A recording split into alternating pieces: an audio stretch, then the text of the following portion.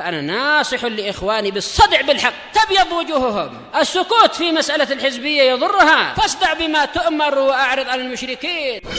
سلامي على دماج ورجالها والشيخ يحيى ودار العلم يا سعد بانيها.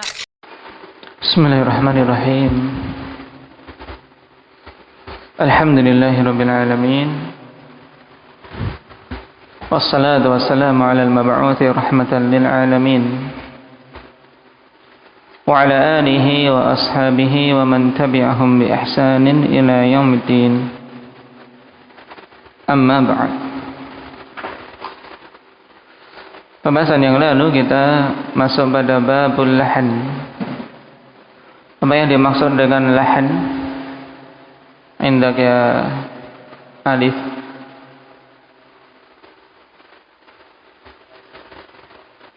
Yaitu suatu kesalahan atau penyimpangan dari jalan yang benar. Itu namanya lahan. Dan dalam qiraah ini kesalahan tersebut terbagi menjadi berapa macam? Indak kasyah. Dua, yaitu lahan jali dan khafi. Yang dimaksud dengan lahan jali apa? Faisal. Kesalahan dalam i'rab, lahan i'rab sebagaimana didefinisikan oleh Ibnu Mujahid. Kemudian lebih lanjut lagi, lebih terang lagi. Lahan jali itu bagaimana maksudnya? Indak Arin.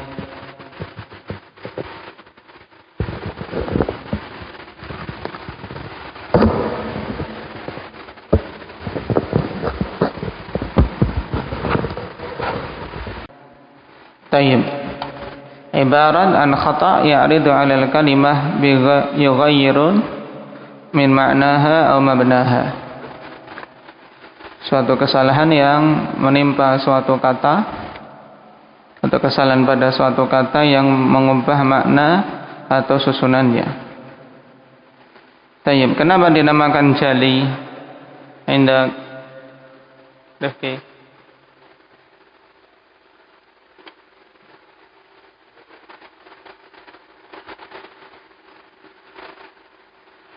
Dari maknanya jali, yaitu jelas. Berarti apa? Karena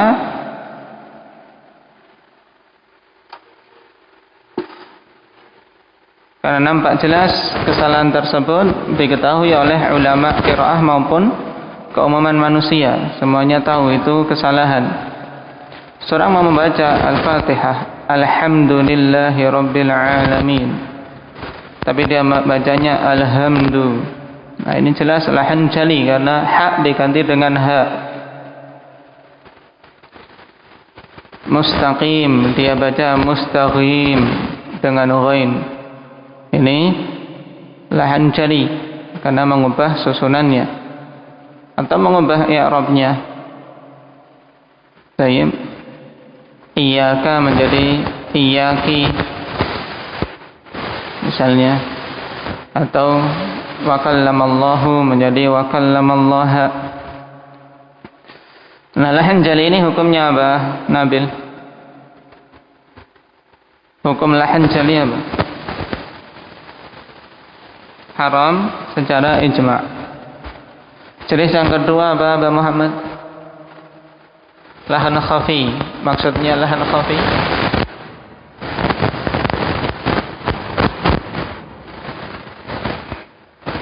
Yaitu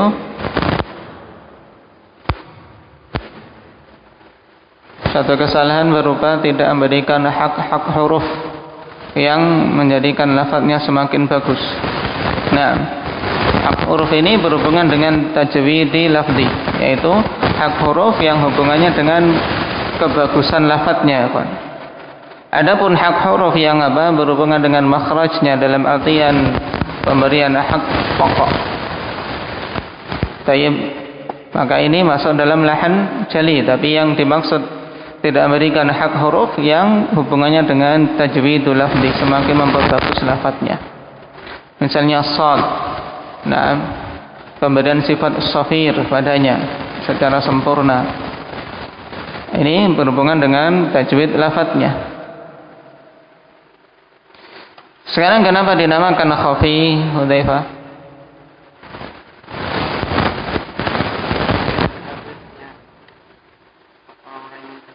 Nah, karena tersembunyi, hanya diketahui oleh mereka-mereka yang takhassus dalam ilmu ini, ulama khusus dan orang-orang yang betul-betul mempelajarinya. Tidak semua orang tahu hukumnya. Abah Ahmad,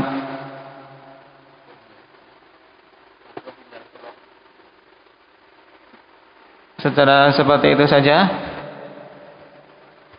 perinciannya bagaimana?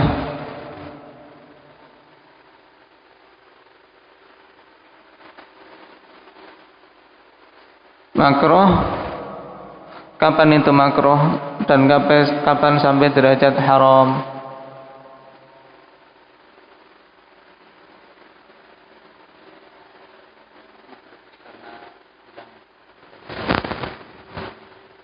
Terus makruh, nah kenapa? Karena menghilangkan bagusnya qiraah yang sahihah. Ini hukum asalnya. Tapi apabila pada periwayatan dia sedang mengklaim meriwayatkan qiraah fulan dengan riwayat fulan dari jalan fulan yang dia dapat, maka kalau sampai salah ya jatuh dalam keharaman. Karena itu periwayatan. Sehingga harus betul-betul terpenuhi semuanya sebagaimana dia meriwayatkan dari gurunya. Baik, kita masuk pada babut tilawah. Qala hal li tilawatil Qur'anil Karim maratib? Apakah untuk tilawatul Qur'anil Karim ada tingkatan-tingkatan? Wal jawab na'am, laha thalathu maratib. Iya, dan tingkatan dalam qiraah, dalam membaca, ya kawan, dalam membaca Al-Qur'an itu ada 3 tingkatan. Dan kesemua tingkatan ini, nah, semua tingkatan ini perlu kita pahami masuk dalam kategori tartil, ya kawan. Sebagaimana disebutkan oleh Ibnul Jazari rahimahullahu taala, dan beliau menambahkan bagian yang keempat. Dalam Tamhid beliau sebutkan 4 maratib, tapi kemudian tarajuk dalam kitab beliau yang belakangan yaitu An-Nashr. Karena awal-awal kitab yang dikalang Ibnul Jazari Tamhid, umur berapa kemarin ngarangnya? 18 tahun. Taib. Ini menunjukkan hibah dan kecerdasan yang Allah Subhanahu wa taala berikan kepadanya. Jadi 3 tingkatan ini kullu hadhihi thalathah minat tartil. Semua 3 ini termasuk kategori tartil, kawan. Kalau sudah keluar dari 3 ini, nah maka sudah tidak tartil lagi. Jadi bukan berarti tartil itu harus yang pelan sekali, tidak. Mahi, sekarang apa 3 jenis atau 3 maratib dalam tilawah tersebut? Wal jawab maratibut tilawah hiya al-awwal at-tahqiq. Maratib tilawah tersebut yang pertama at-tahqiq. Wa huwa al-qira'atu bi tu'adatin wa itmi'nanin. Yaitu membaca dengan tu'adah, yaitu dengan pelan-pelan, dan itmi'nan dengan tumakninah, dengan tenang, tidak terburu-buru. Wa ikhraju kulli harfin min makhrajihi, dan mengeluarkan semua huruf dari makhrajnya, ma'a i'ta'ihi haqqah, bersamaan dengan pemberian hak huruf tersebut. Wa mustahaqqahu min ghairi ifratin ma'a tadabburil ma'ani wa tafahhumiha. Dia berikan hak huruf tersebut dan mustahaqqahnya sesuatu yang memang pantas diberikan kepada hak tadi, kepada huruf tadi, berupa apa? Sifat-sifat yang memperbagus lafadznya. Min ghairi ifrad, tanpa ifrad, yaitu apa? Tanpa berlebih-lebihan. Baik, tidak sampai takalluf, tidak sampai dalam artian berlebih-lebihan. Ma'atadabburil ma'ani, bersamaan dengan mentadabburi maknanya, wa tafahumiha, dan berusaha untuk memahaminya. Baik. Ini tingkatan tahqiq. Dan tahqiq ikhwani fillah yakunu li riyadatil alsun wa tarqiqil alfadil ghalidhah. Yaitu untuk melatih lisan kita sehingga lisan kita betul-betul terbiasa mengeluarkan huruf-huruf itu. Dan biasanya tahqiq ya dalam apa? Dalam pembelajaran tajwid. Ketika seorang betul-betul ingin mempelajari huruf dari seorang syekh, maka membacanya ya dengan tahqiq sehingga keluar semua apa? Huruf-hurufnya. Atau ketika seorang menghafal setor, menghafal beberapa ayat atau satu muka, dia berusaha ketika apa? Menyetor ya dengan tahqiq, ikhwan. Tapi jangan dengan hadir, jangan bacaan cepat. Karena apa? Akan banyak huruf-huruf yang mungkin tidak jelas. Tapi kalau ketika setor awal dengan tahqiq, dia akan betul-betul mantap. Bacanya mantap, huruf per huruf betul-betul tergambar pada hafalan dia. Dan qiraah tahqiq dalam hafalan lebih sulit, ikhwan. Lebih sulit. Kenapa? Karena huruf per huruf kan dia harus betul-betul apa? Betul-betul tahu ini setelah ini, setelah ini, setelah ini. Sehingga terkadang seorang terbiasa membaca cepat, ketika disuruh membaca lambat, kesulitan. Tapi sebaliknya, seorang yang menghafal dengan kebiasaan awal bacaan lambat, hafal bacaan lambat, tadabbur, itu akan mudah nantinya untuk membaca cepat, mudah. Ingin cepat, mudah. Tapi yang terbiasa cepat disuruh lambat, gelagapan mesti, kebingungan. Karena apa? Karena tidak terbiasa dan hafalannya tidak sekokoh jenis yang pertama tadi. Ini bacaan tahqiq. Dan dikatakan oleh Ibnul Jazari, tahqiqul huruf bayanuha wa ikhrajuha ba'daha ma'a ba'din biyusrin. Tahqiqul huruf maksudnya adalah apa? Bayanuha, dia berusaha untuk memperjelas pengucapan huruf dan mengeluarkan sebagiannya bersama dengan sebagian yang lain dengan mudah.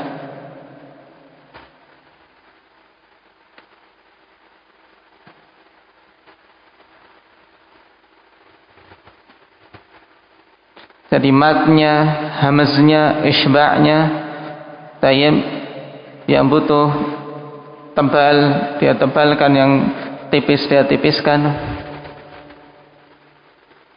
Kemudian yang kedua al-hadr. Al-hadru huwa idrajul qiraati wa sur'atuha wa takhfifuha ma'a mura'ati jami' ahkamit tajwid min ghairi tafriq. Al-hadr yaitu apa? Idrajul qiraah, yaitu membaca ikhwani fillah apa? Secara apa? Secara cepat.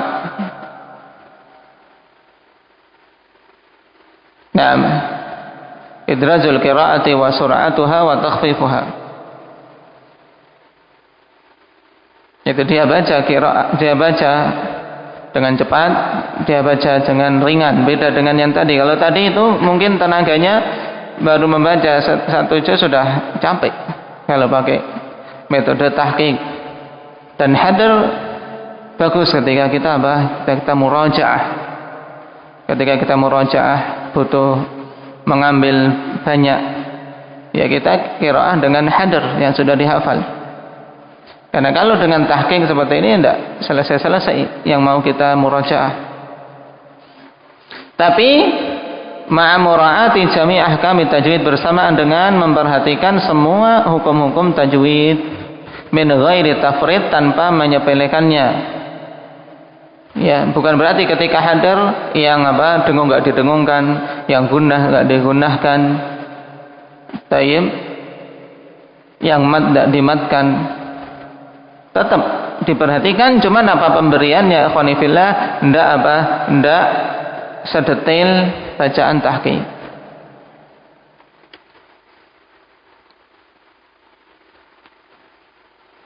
Yang ketiga at-tadwir, huwa tawassud baina tahqiqi wal hadr.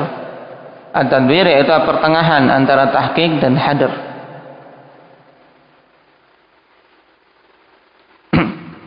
Tidak terlalu pelan, tayyib, tidak juga terlalu cepat. Ini 3 maratib. Dan semua maratib ini akhwani fillah tidak keluar dari dari kategori tartil, karena yang Allah Subhanahu wa taala perintahkan dalam bacaan Al-Qur'an, warattilil Qur'ana tartila. Bacalah Al-Qur'an dengan tartil. Dan tartil ya tahqiq, hadar atau tadwir. Dan keseluruhannya akhwani fillah dari ketiga maratib ini tidak ada yang keluar dari hukum tajwid. Bukan berarti kalau seorang mau membaca cepat keluar dari hukum tajwid, boleh, tidak.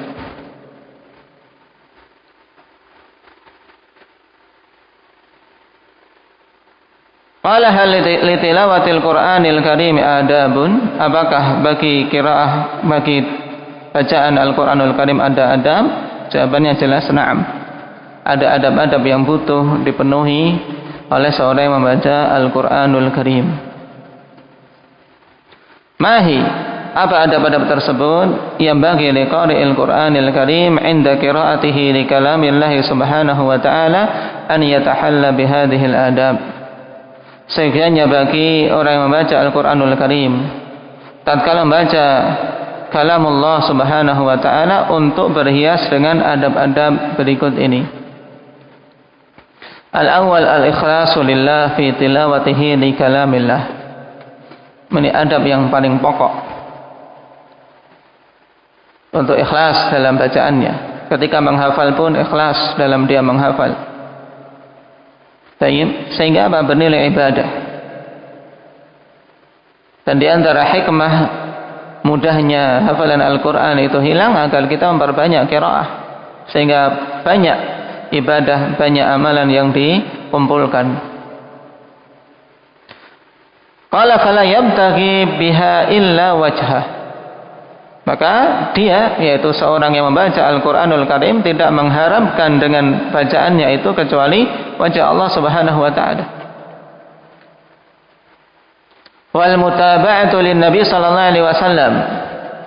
Ikhlas dan mutaba'ah, mengikuti Nabi sallallahu alaihi wasallam.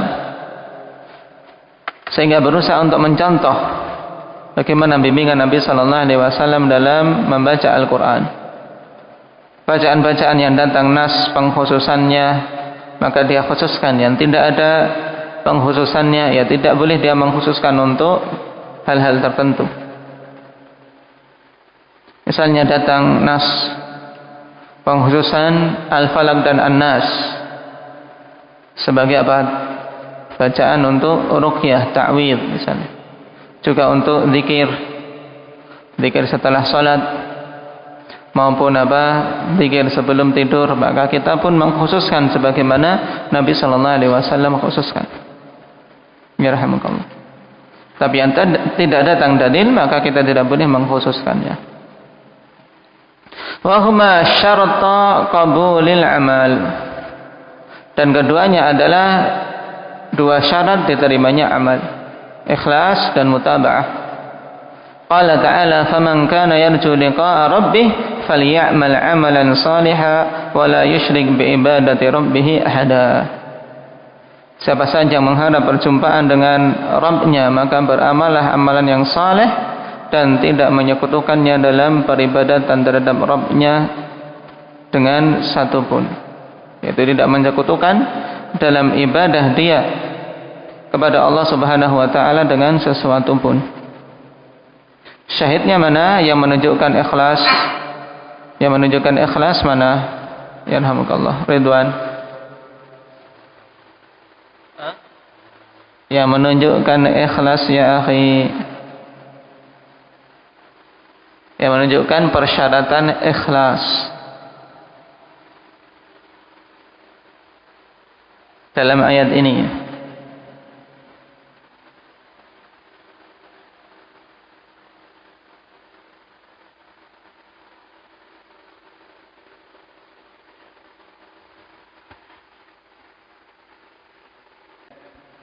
Nah, pada wala yusyrik bi ibadati rabbih ahada.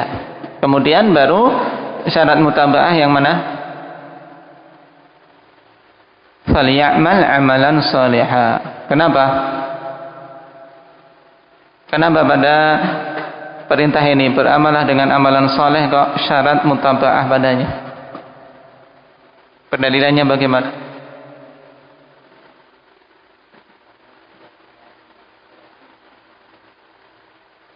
Berarti dibalik pendalilannya. Satu amalan tidak dikatakan soleh kecuali kalau mencocoki bimbingan Nabi Sallallahu Alaihi Wasallam. Berarti kalau tidak mencocoki tidak dikatakan soleh. Dan perintah di sini beramalah dengan amalan soleh. Berarti ikutilah Nabi Sallallahu Alaihi Wasallam dalam beramal dan ikhlaskan amalan tersebut semata-mata untuk Allah Subhanahu wa taala. Baik.